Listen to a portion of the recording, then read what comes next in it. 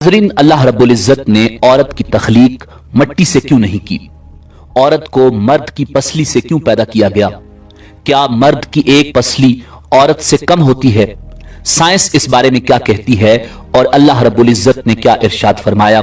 यही हमारी आज के वीडियो का मौजू होगा और आज हम आपको औरत की तख्लीक की ईमान अफरोज हकीकत बताएंगे। नाज़रीन, कुरान मजीद फुरकान हमीद में इरशाद बारी ताला है, वलक़द खलक़नल इंसान मिन सलसालिम मिन हमइम मस्नून, यकीनन हमने इंसान को काली और सड़ी हुई खनखनाती मट्टी से पैदा फरमाया है।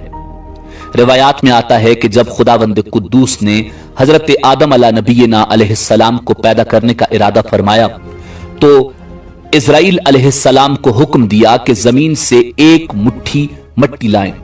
हुक्म खुदाबंदी के मुताबिक इज़राइल अलैहिस्सलाम ने आसमान से उतरकर जमीन से एक मुट्ठी मट्टी उठाई तो पूरी रुए जमीन की ऊपरी परत छिलके की मानंद उतरकर आपकी मुट्ठी में आ गई, जिसमें 60 रंगों और मुख्तलिफ कैफियतों वाली मट्टियां थीं, यानी सफेद और स्याह, सुर्ख और जर्द रंगों वाली और नर्म और सख्त, शीरीं और तल्ख, नमकीन और फीकी वगैरह कैफियतों वाली मट्टियां शामिल थीं।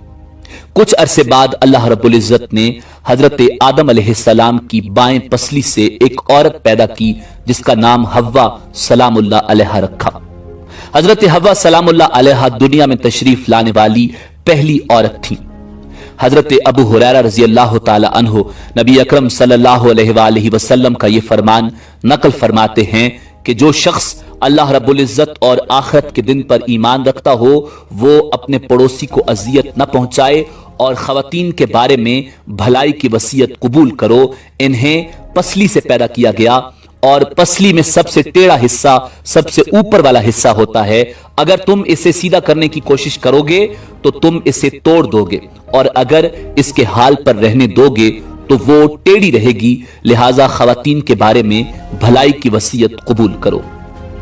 नाज़रीन, शरीयत मोहम्मदी सल्लल्लाहु अलैहि वसल्लम ने बहुत से मामलात में औरतों और बच्चों का हुक्म एक रखा, जैसे कि बाजमात नमाज का मसला, जुम्मा का मसला वगैरह।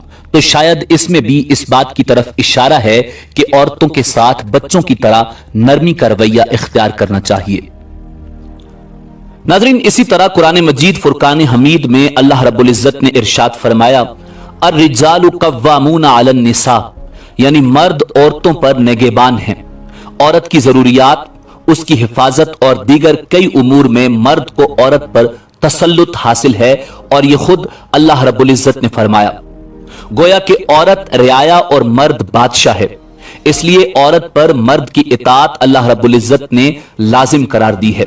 इससे एक बात यह वाज़ेह होती है कि मियां बीवी के हुकूक एक जैसे नहीं, बल्कि मर्द के हुकूक औरत से ज्यादा हैं और ऐसा होना औरत के साथ ना इंसाफी या जुल्म नहीं बल्कि ऐन इंसाफ और हिकमत के तकाजे के ऐन मुताबिक है।